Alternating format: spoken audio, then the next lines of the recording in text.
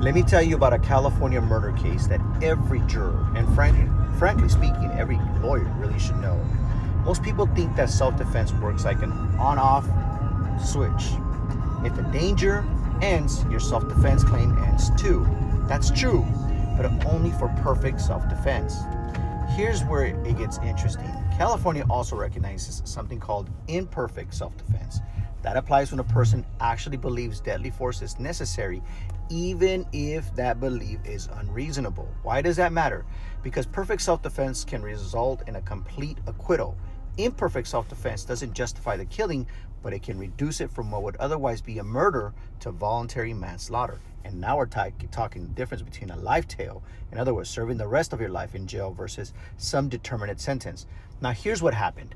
During a murder trial, the jury became confused. They sent the judge a written question, which often happens, right? The question was, if the right to self-defense ends when the danger no longer exists, can imperfect self-defense continue after that point?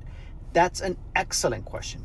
Now, according to the California Court of Appeal that just recently came out, the correct answer was simple: yes. But instead of giving that jury that direct answer, the judge in this case, the trial judge, simply told them to reread the jury instructions, which I can tell you, after 17 years of doing this, that is usually what judges do. But here, the judge got it wrong, and the Court of Appeal said that wasn't good enough.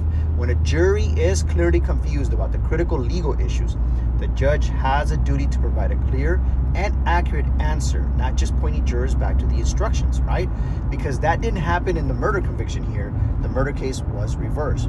Why is that important? Because in criminal cases, words matter.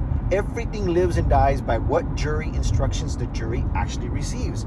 And jury instructions are that important. And sometimes the difference between a murder conviction and a manslaughter conviction comes down to whether the jury actually understood the law as they were supposed to apply it. Now, cases like this remind us that a fair trial isn't just about presenting evidence. That matters, but it's also about making sure that the jury understands the law before they decide somebody's future. That's why appellate court exists, and that's why details like this can change the outcome of a case. And this is why, right? Lil Wayne said in one of his rap songs, we hire lawyers to make sure that they prep a record for appellate purposes.